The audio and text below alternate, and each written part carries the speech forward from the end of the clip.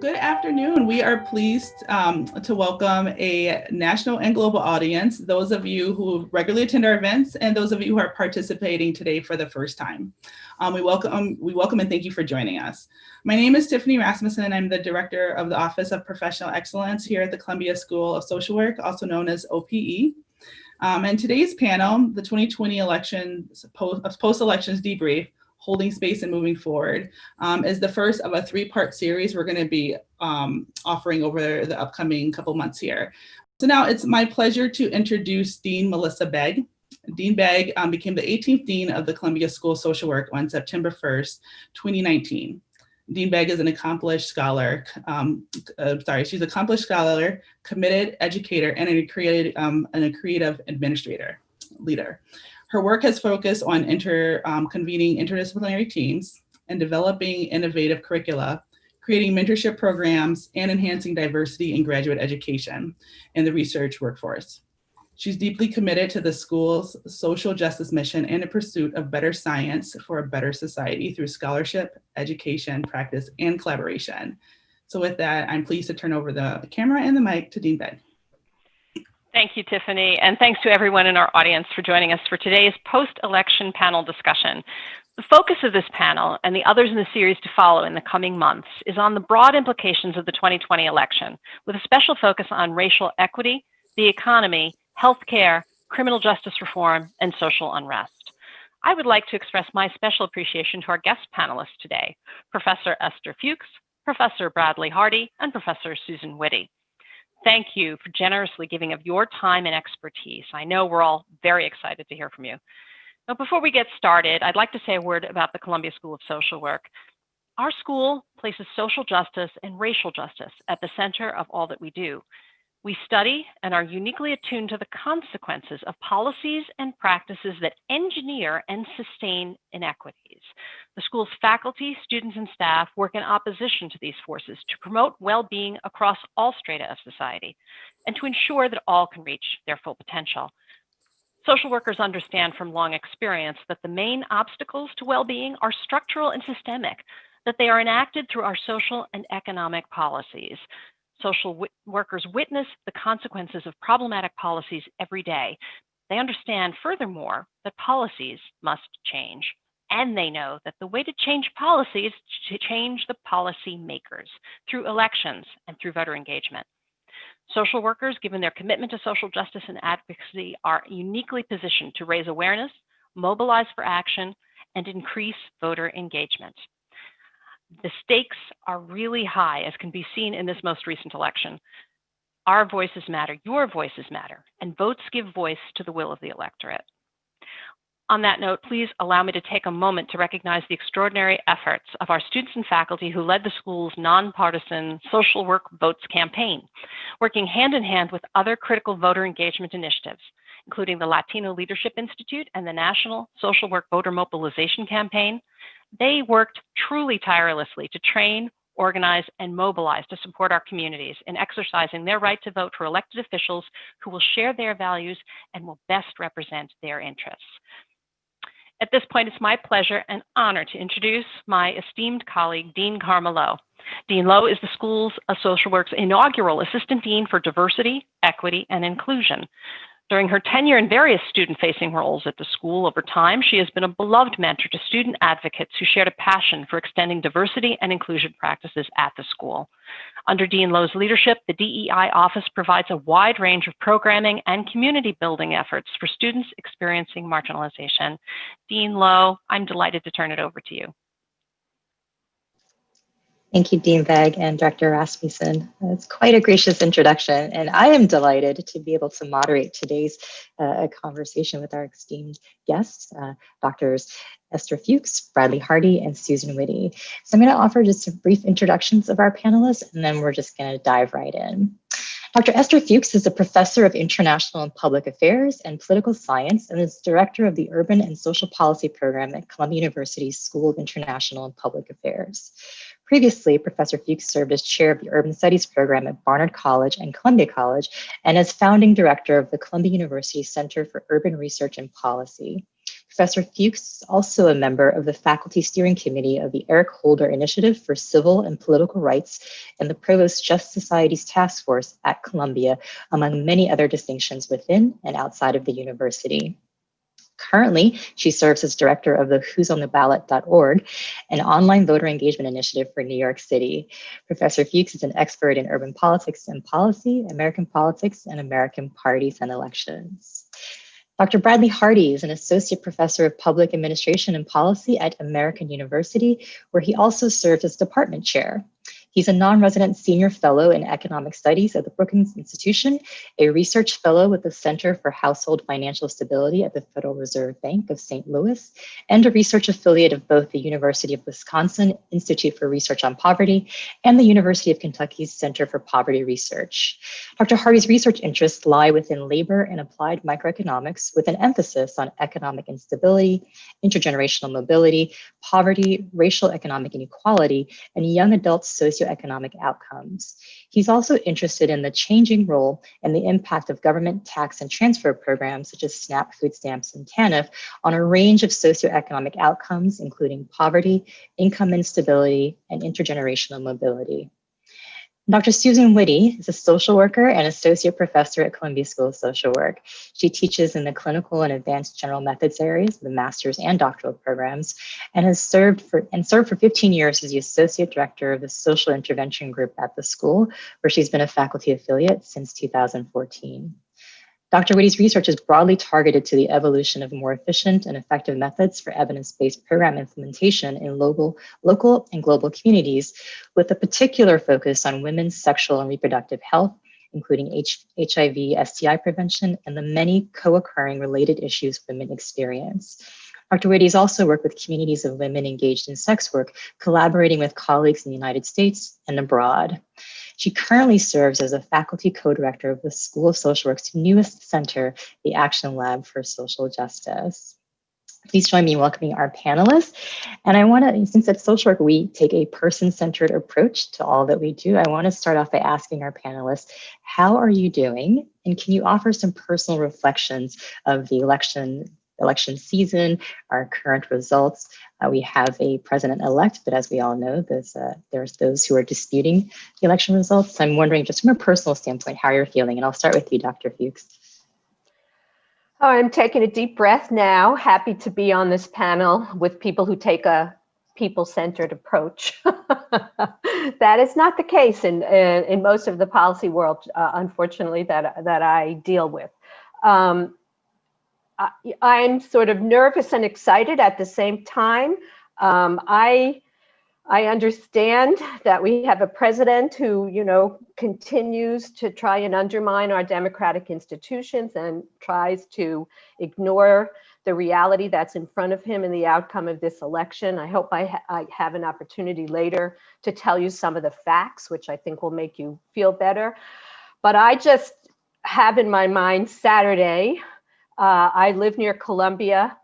People were hanging out the windows, yelling and screaming. There was literally dancing in the streets on 111th Street. A crowd of 200 people gathered in excitement, and cars were honking, including Postal Service workers and FDNY and the NYPD, and even the ambulances still coming up and down the streets dealing with COVID patients primarily. I am optimistic. I'm optimistic by nature. I remain optimistic at the moment. Our democratic institutions are prevailing, and I believe will continue to prevail. Dr. Fuchs. Dr. Hardy, you're based in DC, and I'm curious in what you're seeing there and how you're feeling about the reactions to the election. So first of all, I'm happy to be here, grateful to be here. And, Carmen, I think to your first question, on an individual level, I think there's this sense of absorbing a lot of the feelings that the array of neighbors, family members, students, and even faculty are kind of projecting. And so, in my role, I've found that it's actually been sort of a challenge to kind of step back because, I'm sort of picking up everything they're feeling, their angst, in addition to my own. With that said, as sort of looking at the policy landscape, looking at kind of the reaction, in, Montgomery County, right on the District of Columbia line. Likewise, the reaction in this community that is overwhelmingly blue was overwhelmingly positive. There were makeshift parades, not the best parades by college band standards, but a lot of good energy there, banging on pots and stuff like that. So, I think I'm hopeful overall. And yet, I think that there's some sense of being circumspect. It kind of reminds me of, if you're in a canoe, if I'm thinking about my old summer camp days, and, if you had a hole in the canoe, your first job was to try to plug the hole. And then you might try to think about getting to shore, where metaphorical shore might be some of the bigger changes that I think many folks in the social welfare policy and social work world would want to see. So I think that we've kind of potentially solved that first part, and that gives me a sense of relief. That's kind of how I felt. So I could say more on it, but I'll stop there. We'll definitely want to hear more. Dr. Witty. Thanks, Karma. Thanks, Bradley and Esther. So I guess I want to echo the jubilance of my colleagues. That moment on Saturday when folks were dancing and cheering in the streets, seeing Kamala Harris address the country was just breathtaking. I feel the relief. And at the same time, because we're at social work, to be person-centered, I guess I want to be quite specific to my own positionality. I feel very concerned and humbled about staying vigilant about people like me, because I think we're a bellwether of what's to come, and I want to unpack that for a minute. So where I stand, a white academic liberal, particularly in social work, I haven't had to suffer the same levels of psychological distress. I'm employed. I have the protection of an Ivy League institution. I'm not going to lose my access to contraception or healthcare, or be deported, or be discriminated against because of either the color of my skin or many of my identities. I live in the suburbs. I have easy access during COVID to be able to survive. And so I hope what our conversation starts to tackle is what I know a recent writer talked about, being very careful not to fall back into the comfort of myth of what it might mean to have won. And so quite personally, I'm aware that where I stand and the relief I feel is mine, and it's very different than that reflected of many of those that we serve and in the communities that we seek to support. Thank you, Susan. Esther, I wonder if you can help frame our conversation around sort of where we are now with our democracy, right? Particularly if we think about in relation to 2016. So if you could give us a sense of where we are. I'd like to do that. And, it's interesting what everybody said. I'm not worried about people falling back into comfort. I'm worried about disaffection and alienation, and the progress being too slow, as Bradley was pointing out. The hole in the boat is plugged for the moment, but we do have an enormous, enormous challenge ahead. And I'm much more worried that people will pull back from this enormous engagement that we've just experienced. So let me tell you about what happened and put it in a little perspective. And I think that there is reason actually to be optimistic in terms of the direction our country is going, despite the numbers of people that voted for Donald Trump, which seems to be the headline of most news reports. So first, I want to say this emphatically and clearly. The first fact is Joe Biden defeated Donald Trump. And, somebody said to me, take your win. Take your win. It's really important to understand that in the American politics, that's the nature of the win. And historically, elections are close in this country. The idea of a divided country is not exactly new to the 2020 election. So we have divisions, and we've had it for quite a long time. The positive piece for me is that the structure of our democracy requires coalitions. You cannot win with just your own small group. And to talk about the direction that we're moving in terms of both the demographics and the activists, that is moving in the direction of the coalition that the Democratic Party put together in this election. So some quick just facts on the ground that, you know, people get very frustrated around the Electoral College. I too am very frustrated around the Electoral. It is anti-democratic, small d. It was put into place intentionally so that we would not have a direct election of the president. And for the moment, it is going to be very difficult to change that aspect of our democracy, because the states which benefit from this system, the smaller rural states, have no interest in changing it. That should not surprise anybody. However, their influence in the process is actually diminishing to a certain extent. So Biden has a commanding lead in the Electoral College right now. As we speak, 279 electoral votes, doesn't include Georgia and Arizona, which are expected to go to Biden. There is no path for victory for President Trump. I'm willing to say that unequivocally, emphatically, despite his protestations, despite the possibility of his court cases, which he will bring, but the ability for these elections to flip in these individual states now, given Biden's margin of victory, is near zero for the most part. So the second fact is Biden won the popular vote, and he won it with a greater percentage than Hillary Clinton did, okay? So this is an important thing to put down. And we had extraordinary turnout in this election, and I'll get to that very quickly. So right now, Biden has 50.7% of the popular vote and Trump 47.6%. This is over 76.2 million voters for Biden and 71.5 million voters for Trump.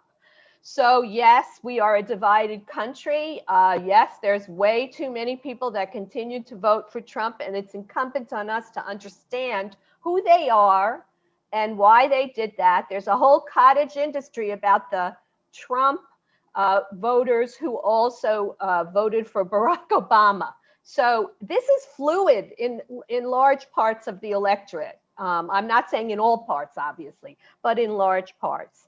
And bear in mind, again, what happened in 2016. Hillary Clinton actually did beat Donald Trump in the popular vote.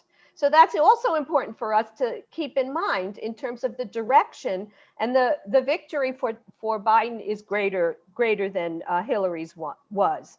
And if you consider the margins in the swing states, this is really very important, and I won't get into the weeds here. But the three swing states of Michigan, Wisconsin, and Pennsylvania.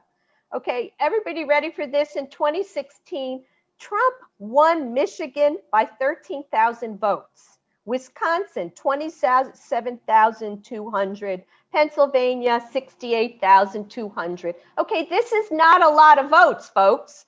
And of course, what happened now is when we consider these margins, they were close then, they continue to be close now, and that's the consequence of the structure of our political process and the Electoral College, that those states have this disproportionate influence on the outcome. And now you can see the swing went the other way, and Trump was able to win in Pennsylvania, Michigan, and Wisconsin, and actually take a couple of other states along with him that weren't considered to be states where Democrats could contest. So when we look at Georgia, for example, and Arizona, these will be two important wins for the Democratic Party and for the progressive moderate coalition that Biden put together. And I'll stop with that, and then we can come back with the issues that drove candidates in this election, because I think that's equally as important for us to understand, and very different than what people might be thinking. And some of the identity politics that played out, where were people in this race and who actually turned out, and what were some of those surprises in terms of, the Hispanic vote, the Black vote, the white evangelical vote, the Jewish vote. So I'll stop at that just to give people context. To me, the most important takeaway is the increased engagement, the increased participation. My view is we want everybody to participate. And this outcome for this election in that regard is something that's very positive. Thank you, Esther. Yeah, and I think speaking of engagement, all eyes are on Georgia, right, to see what this will mean come January, the outcome of the Senate elections there, and what that would mean for, I think, the Biden-Harris administration's ability to pass through various legislation. And I'm wondering, Dr. Hardy, if you want to share thoughts on, sort of from an economic standpoint, Biden is inheriting quite a challenge. Even though we see the stock market going up, we still see the impacts of COVID-19. This election highlighted again the economic disparities across communities, particularly between communities of color and white communities. And I would love to hear your thoughts on sort of the challenges that the Biden-Harris administration faces and how they could work with this current Congress to push some of their initiatives. Sure. No, I really appreciate that question. And in a sense, to try to get at that, I want to sort of pick up a little bit of where Esther kind of left off, and then I'll go into the economy question. And I just think it's really useful to think about this notion that, we've sort of witnessed in political terms a pretty strong win, right? Like, and, this idea that this is sort of what it looks like, but to reproduce this Midwestern blue wall and to then put a state like Georgia in play, it's worth reflecting that, we've always had these sort of factions. Oh, by the way, I'm just dropping things in my home office here. Don't mind me. Everything's fine. But we've always had these factions, right? And we've had these factions that consist of labor. We've had, subsets of, white voters across states. We've had larger subsets of civil rights groups and Black religious groups and Black voters, for example, that have come together to create these factions, right? And I think what's really valuable to kind of witness is that, when you take a look at groups like Fair Fight, led by Stacey Abrams, for example, well, I view it as kind of a re-energizing of these factions that have long existed. In my 40th year on Earth, one of the fascinating things that's occurring is that I'm seeing reboots of movies that I enjoyed as a child, right? And so I'm saying, well, they did that back when I was 12, right? Well, the point is that, well, some of these themes repeat themselves, but you have to reintroduce a new group of voters, new constituencies to the ideas. And so with that said, to Karma's question, well, what are the economic policy opportunities? Among other things, look, I think that there is, and I'm not sure whether to call it a New Deal moment or a Great Society 2 moment for Biden-Harris, but I think that, the initiative, the salience of the problem is laid bare in some similar ways contextually, thinking about the past, that you have sort of a historic economic crisis that's hit the country. And so I think there's an opportunity to consider kind of a broad set of reforms, and you could think about the whole gamut of policies that many of us have been talking about for years, paid family leave, childcare support and subsidies, higher minimum wages on a national level, thinking about bold reforms to reduce, child poverty, state and local infrastructure aid. And so, I don't have a crystal ball, but I do think there's this opportunity to think about broader economic relief that's kind of motivated by COVID, but that could actually lock in some bigger structural reforms. And, you know, my reading of the sorts of economists who are advising this this team is that, you know, I think there's going to be a push in that direction. You know, and I guess, and, you know, I could say more on that, not to pour cold water on this, but, you know, you do have what very well could be a Republican-controlled Senate. And, you know, if you're looking to these sorts of bolder reforms, you know, my concern is that you're all of a sudden going to see, you know, sort of newfound concerns and commitments to deficit reduction, right? You know, these commitments, oftentimes from the right, they kind of pop up at specific times. And, you know, Obama, Biden faced this years prior. And so I think that there's good arguments to beat that back. But I do think there's going to be the clear motivation and initiative to push forward. I think one concern that I have is that, you know, we can talk about the composition of the Democratic, you know, base, whatever that is. And I do think that because the party has lurched, the party opposite the Democrats has lurched so far to the right, that you do have participants in the Democratic Party who might have been Republicans in like 1970. And I don't say that as a necessarily negative thing, but it is this sort of this challenge to think about not just the fissures between parties, but, you know, potential disagreements within party. Again, I want to allow for time for all of us, though, so I'll just stop there. Thank you, Dr. Hardy. And Dr. Witty, did you want to add thoughts as well around this, sort of your reflections on the political divisions we're seeing and the possible economic opportunities we see? Sure. I would like to go back and just clarify to Esther that I guess I screwed up the quote. It wasn't comfort. It was the comfort of myth, the comfort of the belief that things are better now, because and it was Jamal Bowie who mentioned that the things that Trump and the Republican Party at an extreme have represented for some in our country in the last 4 years were done many, many times before for centuries.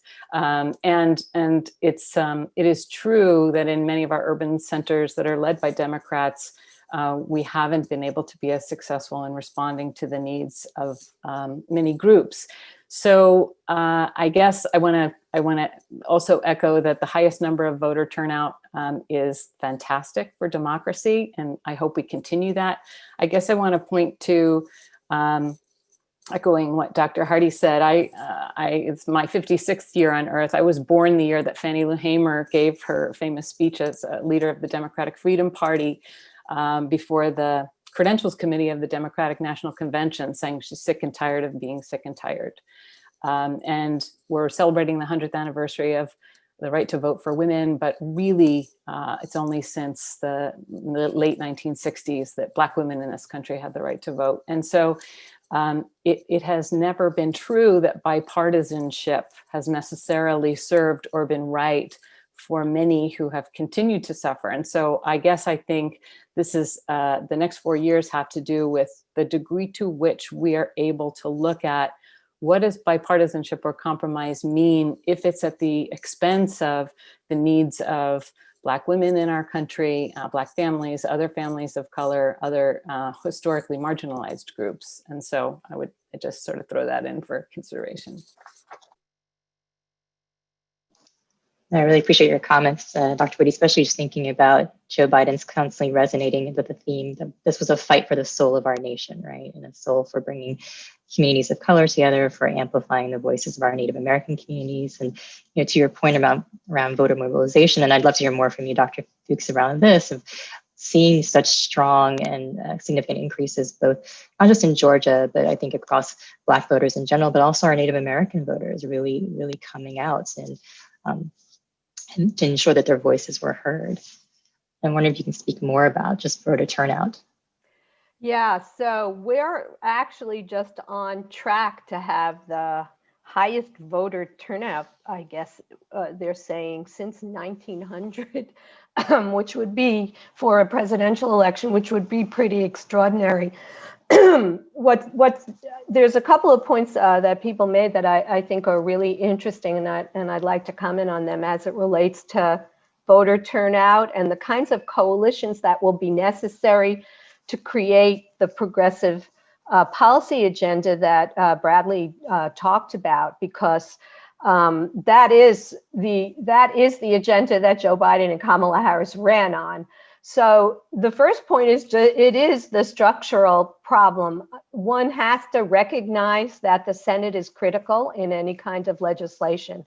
And so if we end up having a Republican-controlled Senate, I don't believe that Joe Biden's capacity to reach over the aisle is going to be particularly effective with this Senate. I agree with Susan, actually, that the compromises that are made are really important. And one of the reasons I personally did not initially support Joe Biden is because I felt he compromised at the expense of our low-income populations, our high-risk populations, our disenfranchised populations. He compromised, but I don't think the outcomes of those compromises were particularly good for cities or for anybody else that cares about progressive politics. Having said that, in the context of this election, he won, and he appointed as his vice president Kamala Harris. She can potentially have a very outsized role here in framing the legislative agenda and the kinds of policies that this administration tries to move forward. She was in the Senate. I actually think these things are very important, these kinds of experiences. These are small numbers of people we're dealing with here, right? So, while mass mobilization is very important, protests are, we just saw how important protests are. The nuts and bolts of the legislative process require those personal relationships and being able to make that case. And so I think that because of the nature of the crises we're all going through now, from COVID to the economic crisis, for the Republican Party to remain relevant in the next 10 years, they've got to help the Democratic leadership get something done around, around a relief package and around some real serious changes in what Bradley was talking about, an infrastructure package and relief for working America also. So I think that the stars are lined up now for movement, and it's not just because of the vote. I want to emphasize that. It's because of other forms of political engagement that have been happening, which is the protest. This has been a very important catalyst for change in this country. To me, I'm always struggling with my students about, like, what do you do with protest if you don't link it to the vote? So something really exciting happened in this election. A lot of protest was linked to the vote. And I just want to put one piece of data on the table here, which I think most people are probably not aware of. Normally in presidential politics, the most important issue that motivates people is the economy, right? And it's the subjective perception of the economy, not just like, how is the economy really doing? It's how it's doing for me, right? So in the exit poll, when they asked people what were the most important issue in your vote, 35% continued to say the economy. But this is really amazing. 20%, the second highest, said racial inequity. That doesn't even appear in earlier elections as an issue. People have opinions, but it doesn't motivate their vote. That's a whole different thing, as everybody knows, right? And then 17% said the COVID pandemic. So, and another 11% said healthcare and policy.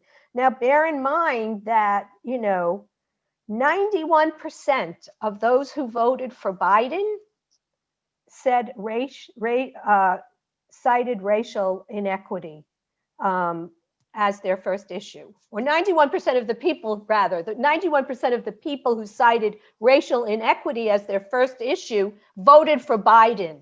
So he's got a base that cares in his coalition that cares about racial inequity. And then the second one is the COVID pandemic folks.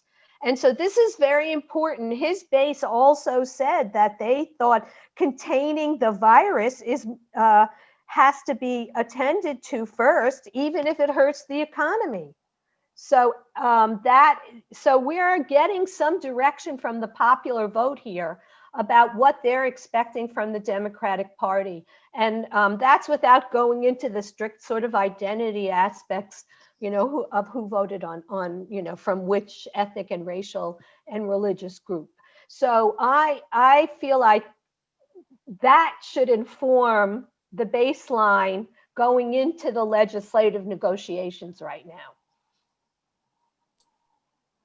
Hey, Carmen, can I jump in? Yeah, please. Okay, well, I was just going to say very, very briefly that, I even think there's a possibility that, great reporting from Jeff Bennett over at MSNBC, the White House Correspondents Group, kind of just reminding folks that even as this political win is coming in, it is depressed by a slowed USPS, right? You also have more complexity.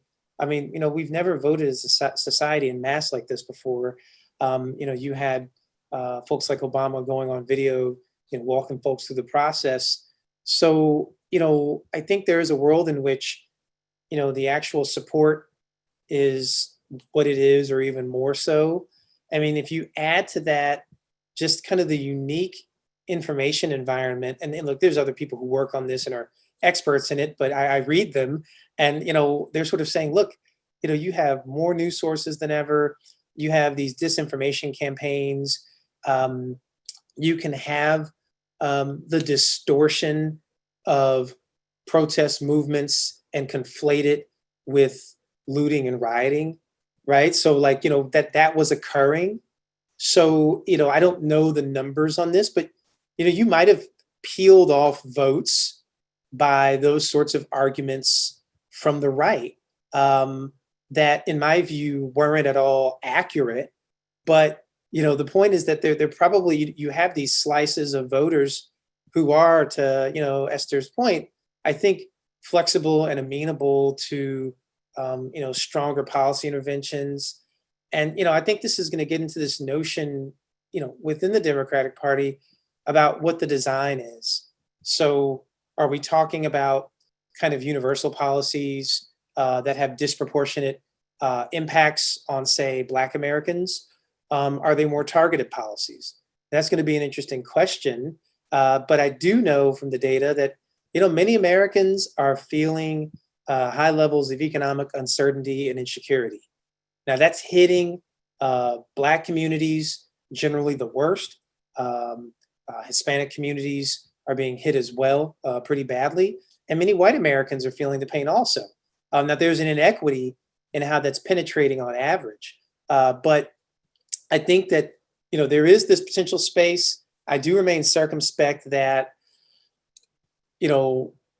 my reading of how the Republican Party has sort of operated is that they kind of respond rather to strength. So this idea that there might be abilities to sort of work across the aisle, but it might have to come from a position of strength.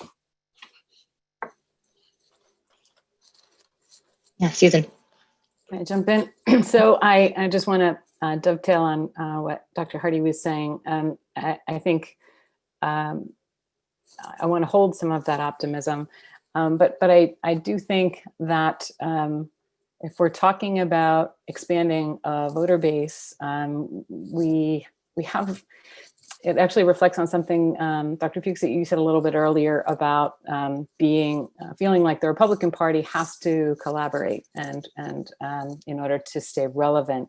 I think there's an equal argument to be made for the fact that if as Democrats we don't do a lot of really deep anti-racist work with the white electorate, that we can't keep losing white electorate to Republican politics unless, because there's not enough people of color and youth to make up for that, right? And Ocasio-Cortez addressed that a couple weeks ago. And also I think I hear from our students a great concern about many of the more progressive policies that we're suggesting are going to be adopted within a democratic political policy format. But in fact, I think that for the first time in a long time, what we're seeing is a youth electorate who's becoming radicalized pretty much again before our eyes because of the climate crisis, on top of the COVID pandemic, on top of Black Lives Matter. And that is a very powerful and very important.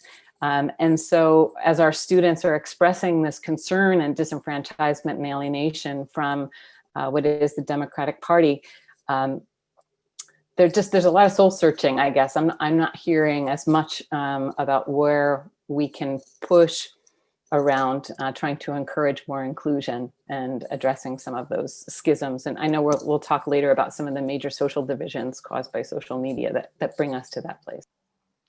Could I jump in here for a minute, Karma, with just to add some more data to the conversation and about, the schisms and who voted for whom in this, and the issue of what happened to the moderate Republicans and are there any more?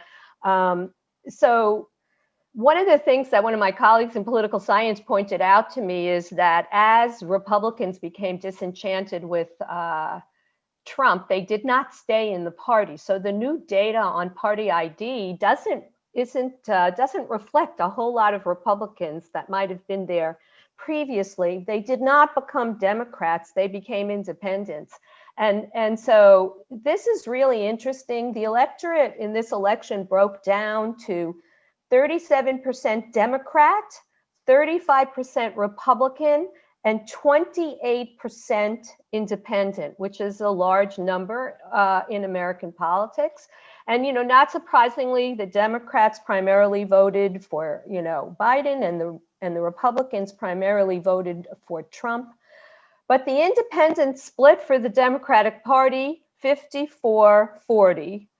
54 in favor of Trump and 54 in favor of Biden and 40 in favor of Trump. So in the context of this, this very close split now in the electorate among these three identities, which are actually very important, people are voting party now, way more. I mean, that's the other thing that's been fascinating to me as we think about how this will impact our ability to pass legislation and change the direction of policy. The parties are kind of digging in. And when I used to teach parties and elections, students would get crazy because it was like, oh, it's just Tweedledum, Tweedledee, the parties make no difference. Well, this is, in my view, what we would call a critical election, when you can actually see very clear differences between the two parties. And the one ray of optimism here is that the direction that if the Republicans continue to move the party in the direction of the radical right Trump voters, they can't expand sufficiently to create a majority coalition. They can win the presidency every so often because of the nature of the Electoral College. But as the demographics keep moving, that coalition becomes more and more impossible. And the Republicans themselves recognized this when they went after the Hispanic vote. And I would say, last point, the most troubling thing for the Democratic Party to me was not the white vote in this election, which, by the way, the very simple breakdown that people need to remember is that the electorate broke down still 65% white, okay? That's higher than the proportion in the population, 12% Black, 13% Hispanic Latino, 3% Asian. and then the rest is other. So it is still the electorate, as opposed to the population, is still largely white, which goes to Susan's point about why it's important to continue engaging that population and educating people to what is really going on out there in terms of their own policy interests. And that to me has been one of the most troubling aspects of the Trump coalition.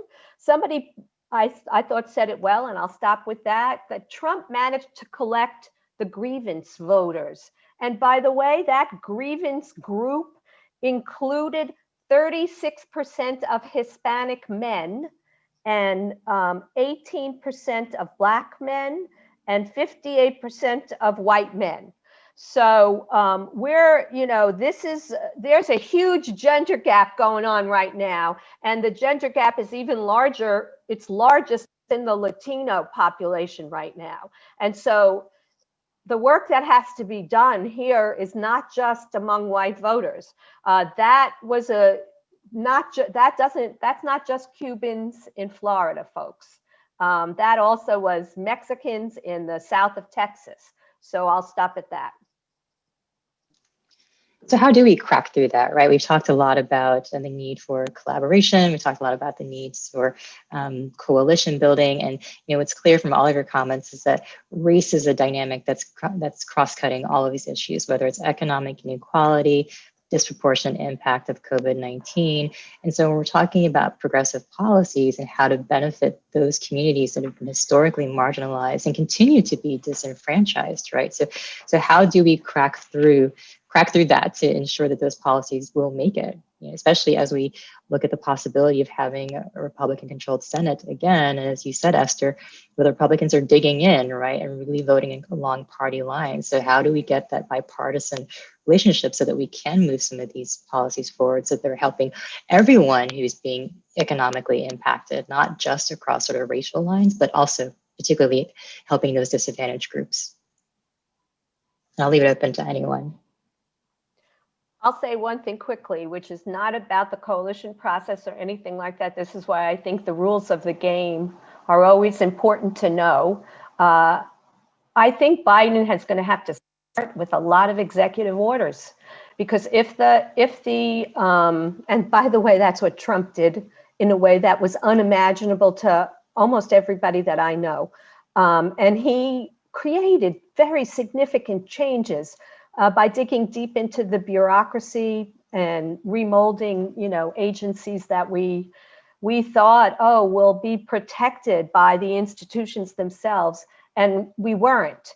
And so I believe that's the first thing as they negotiate with the Senate, whatever it looks like, a stimulus package will be passed, because that's in the interest of the Republican Party. And that's hardball that has to be played there. And I think the extent to which our, young people continue to organize, Blacks and whites come together on the streets in those coalitions, I think the street activity is visible and is playing a role in legislative politics in a way that only happens, once every 30, 40 years, maybe at that. I think that has to happen on one side, and that Biden to start plowing through with executive orders. He said today already, dreamers are going to be protected. He's got to do it all down the line wherever he can.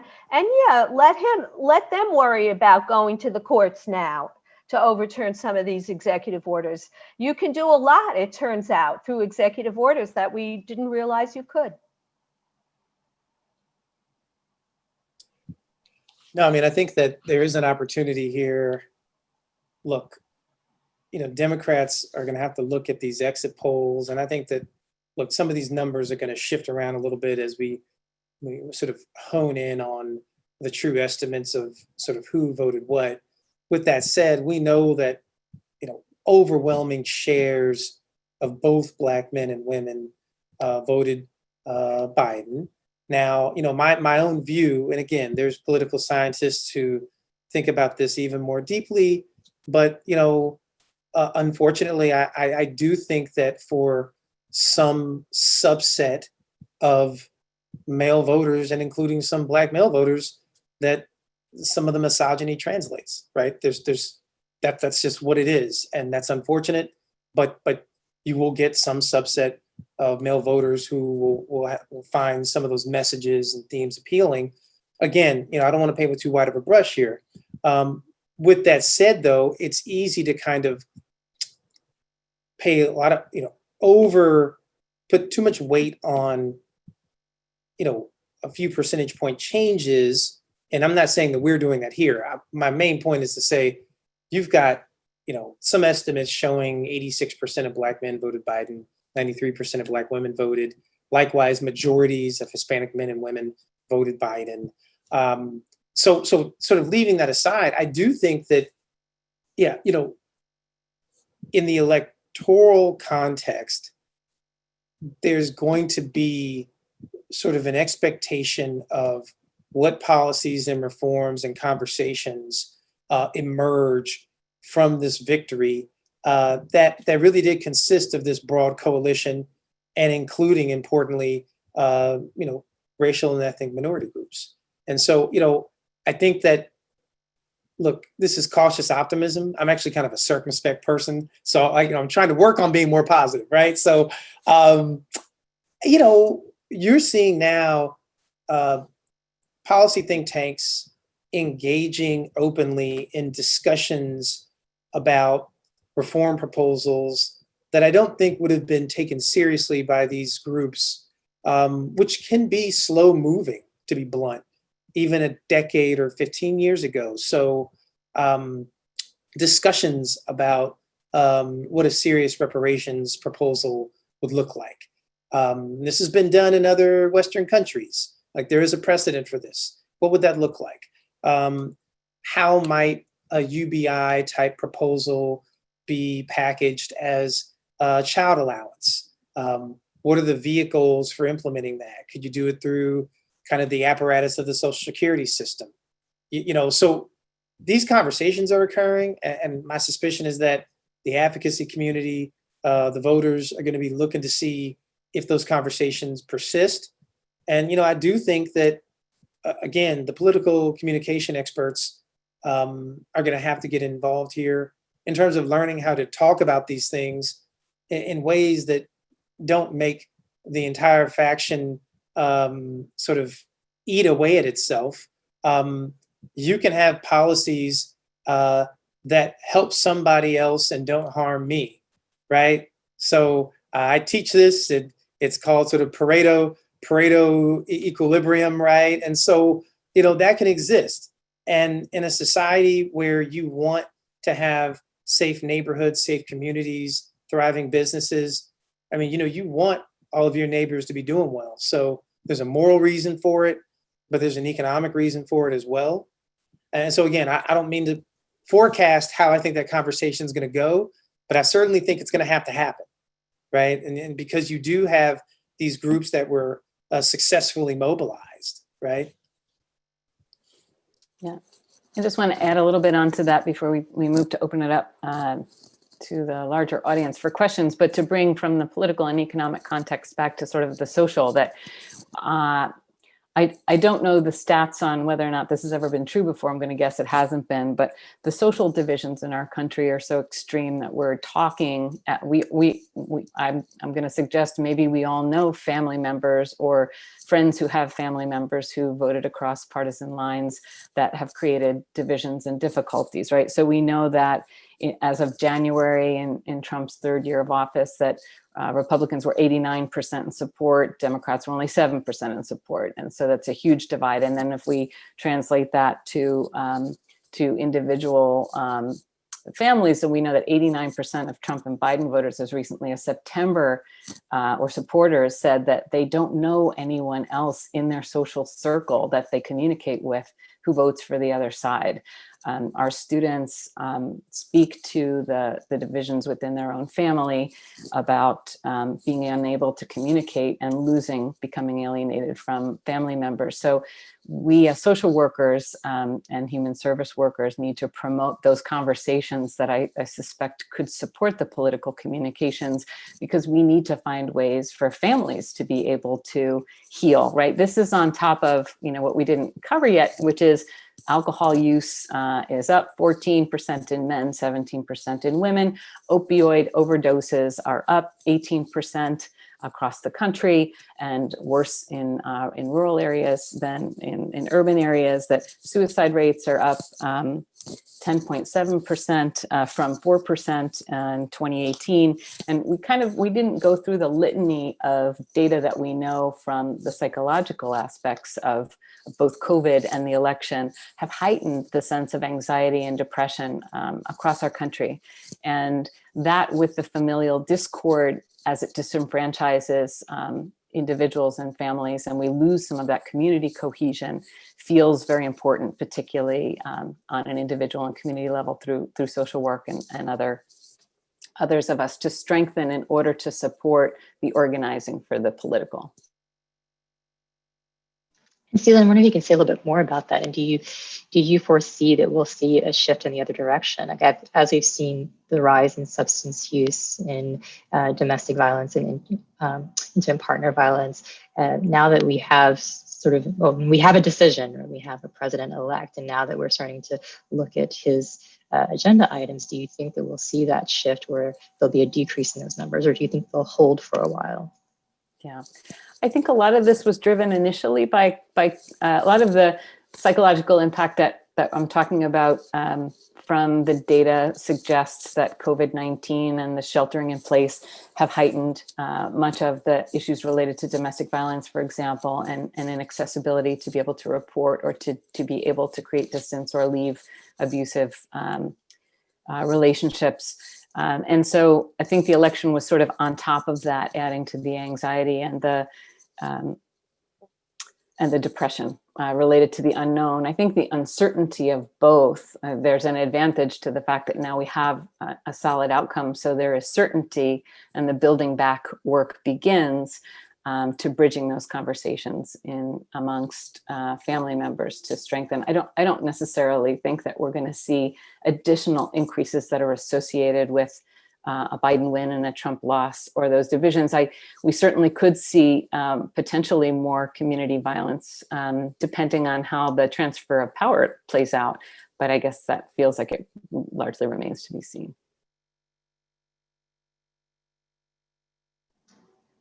So as we've been talking about coalition building and crossing party lines, you have a question for our audience around how do we get white people to talk about race when they don't want to talk about it, particularly with respect to our economic policies. And to your point, Dr. Hardy, about, we can pass policies that benefit others, but don't harm me. So how do we get them to embrace that perspective?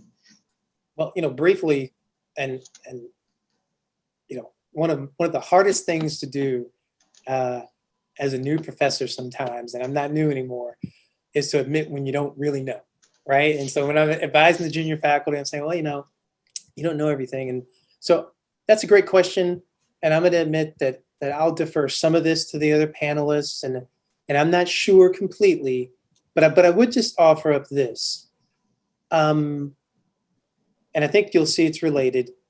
I think Trump was, as Andre Perry over at Brookings said, he was sort of a reflection, and I would expand upon that, a reflection of policy positions and attitudes that aren't necessarily new, right? And so, in fact, and I believe Ester or Susan made this point, maybe both, that, Biden kind of ran on character and integrity at various points. It wasn't even necessarily about policy positions. It's worthwhile considering how this would have played out with a more palatable candidate on, say, the Republican side, who was initiating the same policies, but without the rhetoric, and who maybe presented it, I guess, in a more affable manner. And so, you know, my point is that as far as being able to communicate, I think the good news is that, you know, if you look at some exit poll data, you know, you've got the independents, you have folks on the Republican side who I think are very interested in social and economic mobility topics, for example. And that's a topical area where I do my work. I think those folks are there. I think they can be talked to. I think there's data suggesting that many voters didn't receive any contacts from the Democratic Party, for example, or sort of progressive organizations. So there's still people you can touch. I think this narrative of red and blue states, you know, I did my grad work at Kentucky, and it's a fascinating thing. There's all these mountain liberals, and, you know, you consistently get 40 and 45% of the electorate in Kentucky voting blue, voting progressive. And sometimes it's as if they just don't exist. And so it's like, no, you know, and that's an overwhelmingly white state. And so it's like, no, these people are here, they exist. Many of them are largely on board. If you look nationally, you know, much has been made of a majority of white women voting Trump.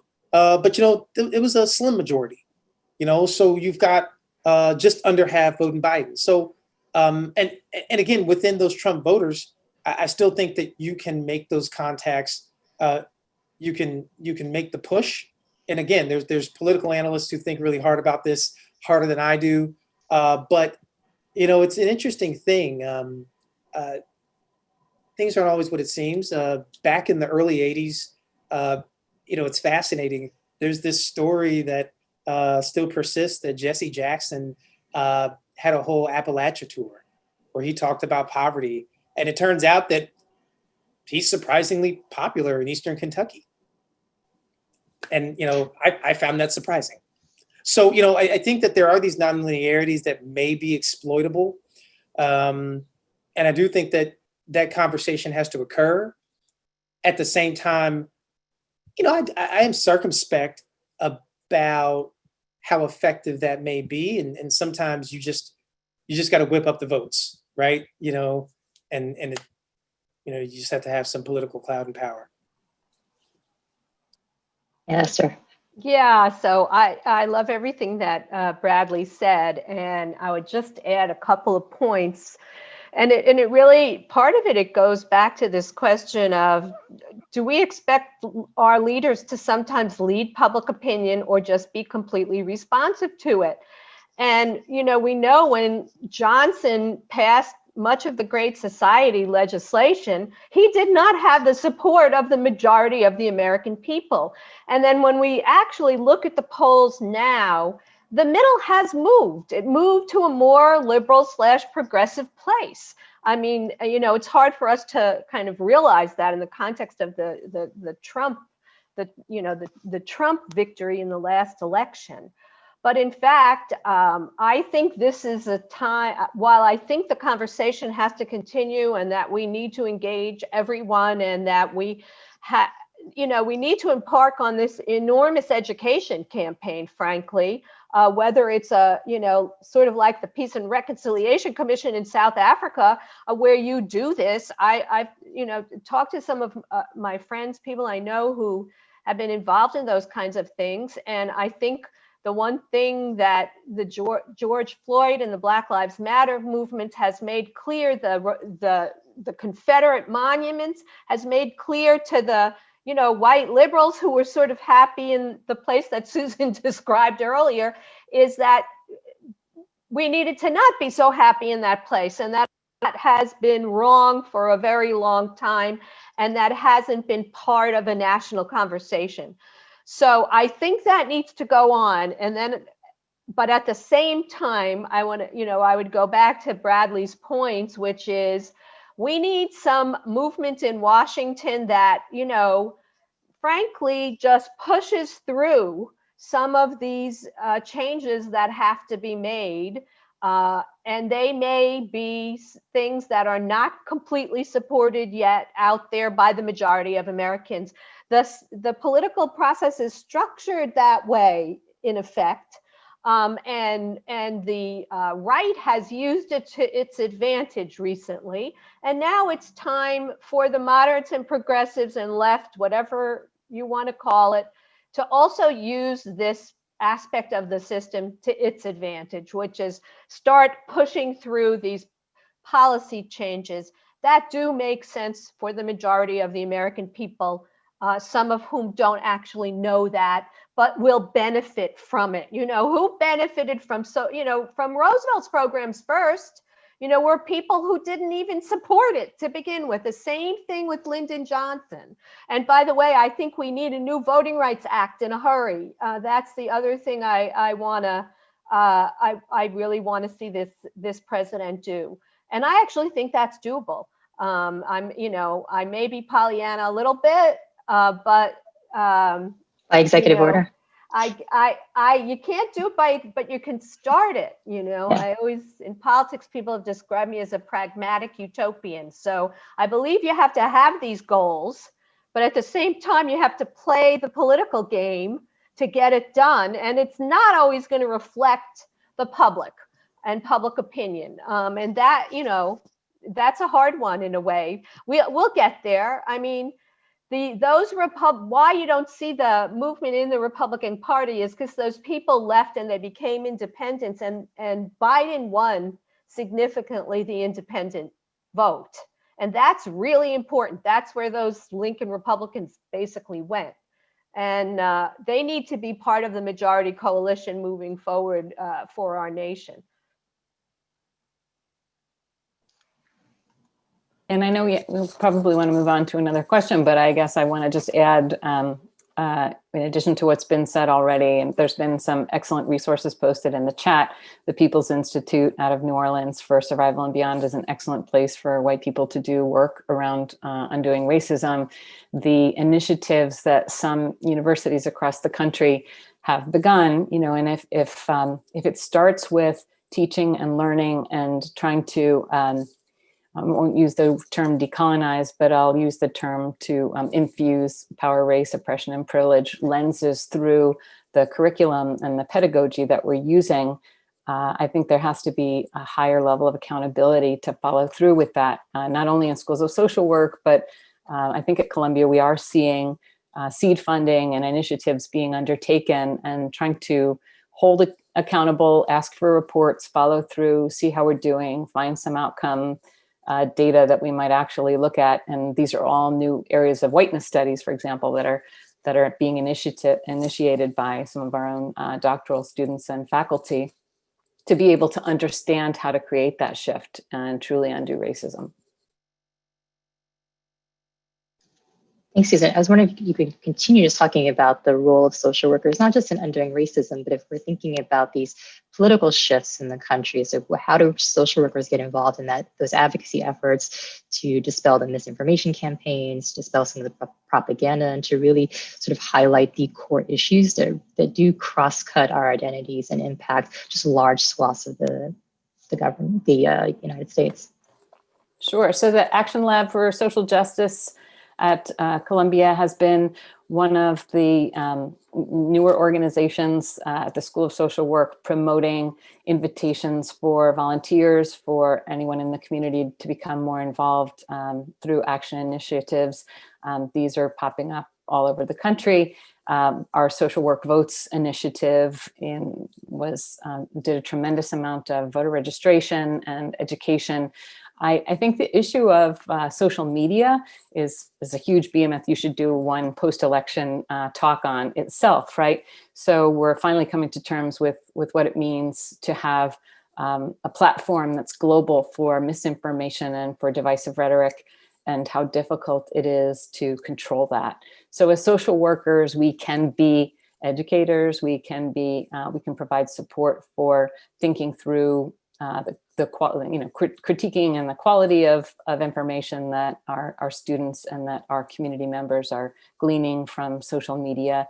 And I would suggest getting involved through community-based organizations that you're working with, who you support, who support your agenda, donations, and other ways that we've responded to many of the issues pre-election, to continue to do those things and to continue to, as Ester said earlier, we do need to focus on Georgia right now and the possibility that the Senate could still be swung.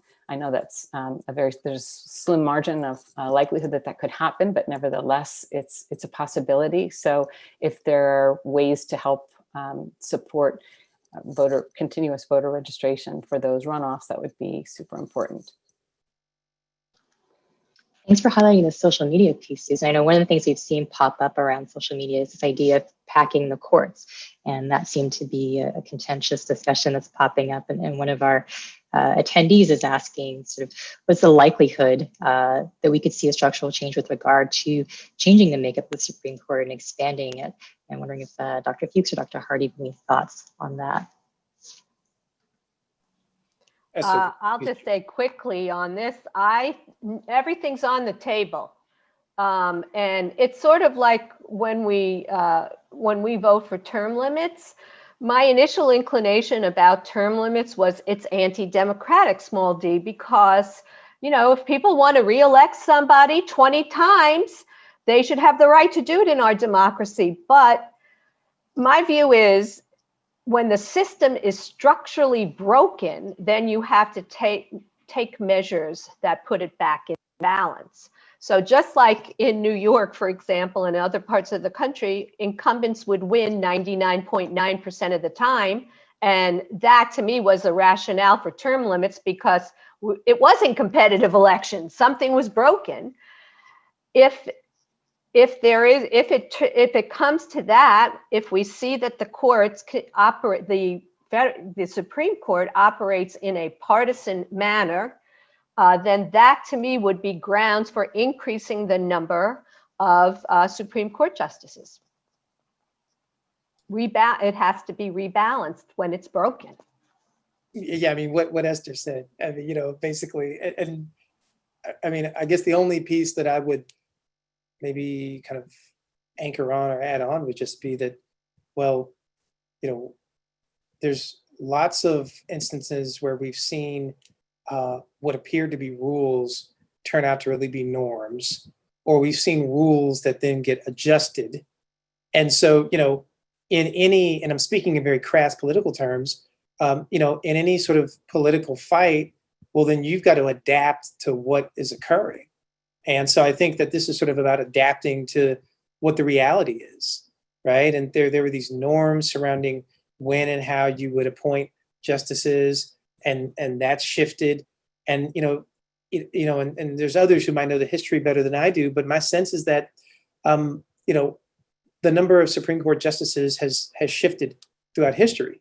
So it's not as if it was always just 8, 9 or whatever, right? So I think that there's the space there to make that change. Absolutely. Do you think making a change like that will impact Democrats' ability to save or maintain the Affordable Care Act, which we know is currently being deliberated by the Supreme Court? That's up now. So this court is going to hear that. And, I'm not taking bets on that. Not taking bets on that. This is interesting, though. There's a world in which, a policy and sort of judicial set of actions that result in the removal of insurance for large swaths of Americans then creates kind of the political space to do something big and bold. And again, I'm pretending I have a crystal ball that I really don't own. But to Esther's point, I mean, right, that's there in front of us, and I'm very nervous. I mean, Right. I mean, if they're true to what they say about precedent, it should remain. Now we'll see how actually politicized the court has become in that sense. So one of our attendees, actually it's been seconded, is curious about how the Democratic Party can stay relevant. There were some comments before about what the Republicans need to do to stay relevant. So what do Democrats, particularly now, leading up to the Georgia runoffs and then looking forward to the next 4 years in our Biden-Harris administration, Could we get some clarification on that? Like, what does relevant mean and relevant to whom? Yeah, I think that's the big question. Are they talking about young people in particular? Is that the deal here? Or or Blacks or Hispanics? I think the question came through when we were talking about mobilizing young voters, but that wasn't specifically mentioned. I think it's more around Democratic Party identity, and we've seen that shift. And even with Black voters who voted for Biden, sort of feeling as though the Democratic Party is no longer or hasn't sort of lived up to the promises that were made to it. I'll take that because I'm sure my answer will be fairly unsatisfactory to the person who asked the question, which is that they don't have to stay relevant. The political party structure in this country, if you notice, we still have two political parties. It's very hard to mount a third party challenge. And even historically, when we've mounted a third party challenge, one of the two major parties disappears. So my understanding of how this process works is relevant is like not even in the lexicon. It's really, how do we construct a majority coalition to win, period? And that, why did Republicans kind of just take all of their principles and shed them to support Donald Trump? I hate to say it, is because they viewed him as somebody who could win and help them win. Ultimately with that. It doesn't mean there are no principles and there are no policies. Of course there are, but fundamentally, it's about the winning coalition. And that's why we all need to speak up. That's why we need to be part of what moves each party in a particular direction and what kinds of policies they're going to promote. Because believe it or not, there's a kind of responsiveness there to the folks who can put together that majority. That won't surprise anybody. Yeah. Sorry, go ahead. No. Oh, I was just going to say, I think part of the challenge is, particularly from a social work perspective, is who gets to decide in order to put the resources together to win. It's such a small minority of people with wealth and power, and that's where a lot of the disenfranchisement comes from. So the degree to which any of the parties speak to, back to your question, Karma, we can, as social workers, I think, mobilize voters and then try to get behind policy changes like what Esther referred to, voting rights legislation, but trying to take down Citizens United. I mean, the amount of money that was spent, the billions of dollars that were spent in elections in the last 4 years is obscene when we think about the social programs that could have been funded. I mean, there's that gigantic problem is yet another one to surmount, but people feel hugely disenfranchised, even as voters, in having a say to win. And so that's part of the problem. I mean, I would jump in and so, I broadly agree. I do think that, there's an opportunity. I'll talk about sort of two disparate items here.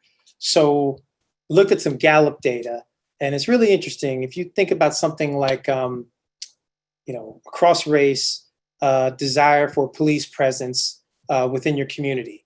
And so, I'm looking right here, it's something like 61% of Black Americans want police to spend about the same amount of time.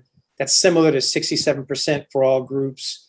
20% of Black Americans want more police presence, about 19% want less. Now, the second question then being, how are you confident in a police encounter going? And Black Americans are far less confident that the police encounters will be safe.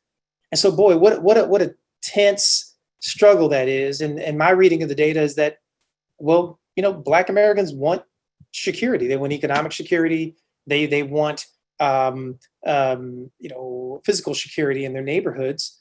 And, economic development 101, whether you're talking about a country or a neighborhood, you need to have security to be able to have safe passage to go to and from your school, your grocery store, kids playing around the neighborhood, stuff like that. Well, so then I look at that data and I said, well, there is common ground on like police reform, police accountability. That it's not that you have this faction that's necessarily so divided on law enforcement per se. But I definitely know that the rhetoric is challenging, and the rhetoric definitely got distorted by folks on the right. So, there's an opportunity to do something. And I guess getting to the relevance point, my suspicion is that you need to do something on this. You need to have a policy that's tangible that you can point to. I'll point to something else that's like the kind of thing that would put a lot of my students, well, let me be careful. Let me not malign my students. They're great students. Policy details like the Supplemental Nutrition Assistance Program or food stamp, maximum guarantee. And it's like, well, we're talking about raising food assistance and SNAP benefits, and that matters to many progressives. But you can talk about that in a way where, the choices don't seem that stark, and, both parties are kind of flawed. And so I would argue, like, well, no, I actually think that progressives feel strongly, I'm generalizing, because there are some folks on the right who feel this way also. But I do think in general, progressives and Democrats have made a point that they have tried to be more committed to boosting the social safety net. And so that has very real day-to-day implications for economic security. So is that point being made clearly? Perhaps. Can it be made more clearly? Probably. Can I jump back and just say something about Susan's point and then follow up with what Bradley was saying, all of which is very compelling. I think it's important to bear in mind as we think about first the influence of money in politics, which is what Susan was referring to, which of course is real and and a given. But something really interesting is happening now, and it's very negative, but we can understand it in a positive way, which is voter suppression by the Republican Party. If votes didn't count, they wouldn't be going out of their way to try and prevent people from voting, right? So there is a strange confusion about the value of the vote, how voting influences policy, and then how we influence policy in the period between elections. So for me, when I think about, and this is why I'm obsessed with voting and started that website, Who's on the Ballot for New Yorkers, which is nonpartisan. And, I want whoever's a New Yorker, please, who'sontheballot.org is my pitch. Easy information. The point is, that you still have to win a majority. And, it sort of goes back to the old political machines and why they were so important. And when they incorporated new immigrants into the political process, there was a lot of negative stuff going on, but they understood that if they could do that, they could actually push out, mayors and presidents all across the country by organizing the vote, and that ultimately in elections you need individual votes, and that rich people have only one vote. I mean, they try and obviously put together more than that, but bottom line is that you have to work hard to organize individual votes into this winning coalition, and that votes count. I mean, they do in the context of elections. And that is my view of why the Republicans are working so hard to suppress the vote, because the winning coalition without suppression is on the Democratic side right now. And so I want people to bear that in mind, that there's lots of work to be done there. So there's work to be done around the vote, and people need to do that work. And then quickly on Bradley's point, we didn't really talk much about social media, but he mentioned communication. That's the other thing that's going on that's extraordinarily transformative to the political process. I mean, part of the reason Trump could be so effective is he used Twitter and circumvented all the old school gatekeeper medias and talked directly to people. And, we know we don't have to go through this whole land of now misinformation that's easily disseminated out there. So I believe that especially in the period between elections, is really the frontier for us. The stuff that Bradley was talking about communicating what this means to individuals, because people do not, there are these crazy things where, in the upper Michigan Peninsula, where everybody's on some form of government assistance, whether it's food stamps, Social Security, Medicaid, they vote Republican.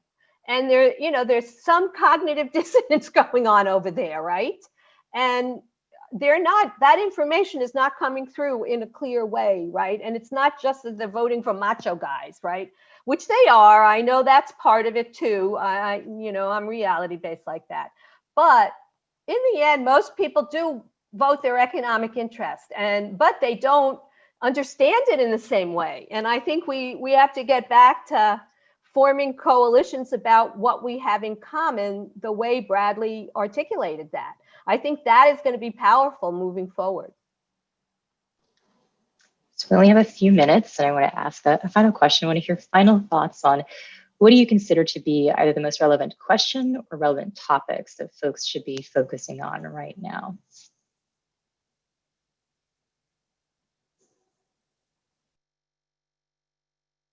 That was hard. It's a hard question. Wow. Strong closer. Yeah, I mean, I may reserve the right to edit this once I hear my panel participants, because they might get me going. But I mean, for me right now, one important question is how to maintain and build upon the positive momentum that just came out of this, what I read as a clear political, victory for Biden-Harris, given where they stand on the social welfare policies that I'm passionate about. Now, again, I will say as an aside, we still have to wait to see if this actually comes through. But how do you protect that and build upon that and really kind of solidify those factions? Because I think it got built back. I'll stop there. All right, I'll go next quickly, because I know I took up a lot of time in the last response, but somebody very wise said a crisis is a terrible thing to waste. And we are in multiple crises right now, if anybody hasn't noticed. And fortunately, I do believe that COVID is the thing that pulled Biden over the top. It makes me nervous to think about, had the economy been sort of swimming along in the way that Trump was characterizing it, I think it would have been way harder for a Democrat to win the presidency from him. What I think, I guess, what I would like to see is the crises that are magnified around Black Lives Matter and the social movements that emerge from that, the crisis that's magnified around public health and COVID, and of course, the economic crisis that magnifies income inequality in this country in a very significant way, that the public needs to help Biden use these three crises to move the agenda in Washington, both to pass legislation as well as create executive orders and to produce the kind of significant change in the direction of public policy that a moment like this should produce. Yeah, and I can't pick one thing, but I guess it would be, I'm sticking very individualistic in this, and I guess it would be that that many of us who consider ourselves to be progressive-minded, democratic, academic liberals, think deeply about what policies we want to see changed in support of a larger and more inclusive electorate, and what it means to achieve that, what we would have to give up in order to achieve that. Because I think individuals need to ask themselves that question and actually find ways to get to that before we're going to see the large scale changes that are required to be able to get there. Thank you all. It's clear we have a lot of opportunity here as we move forward. I just want to thank both our panelists and our attendees, and remind you that this is just the first in a 3-part series. The Office of Professional Excellence will be reaching out to all of our registrants and attendees with follow-ups on both CE credits where applicable, as well as for our future events. So thank you again for joining us. Thank you, Dr. Fuchs, Dr. Hardy, and Dr. Witty. It has been an honor and a pleasure for this conversation today. Thanks, everyone. Thanks. Take care, Thank you, everybody. everyone. Take care. Bye.